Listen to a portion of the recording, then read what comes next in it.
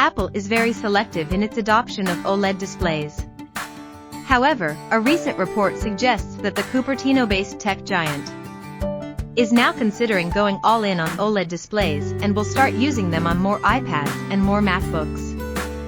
There will also be a folding iPad. Apple is very selective in its adoption of OLED displays. However, a recent report suggests that the Cupertino-based tech giant is now considering going all in on OLED displays and will start using them on more iPads and more MacBooks.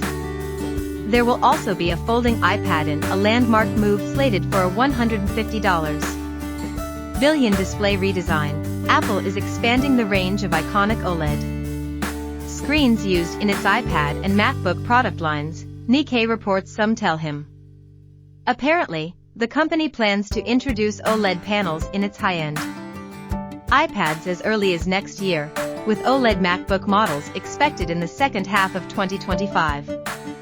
This strategic shift to OLED displays, already prevalent in premium smartphones like the iPhone and many Android smartphones, represents a huge success for major display players like Samsung Display, LG Display, and China's BOE Technology Holding.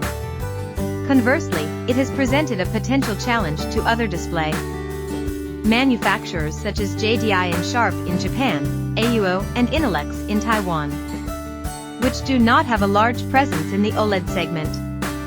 In addition to adopting OLED technology, Apple is also reportedly considering introducing a foldable iPad to replace its first foldable smartphone, marking another step in innovative displays. Although a specific timeline for this development has yet to be established, industry sources have informed the Nikkei that Apple is actively exploring possibilities. However, it is still possible for cables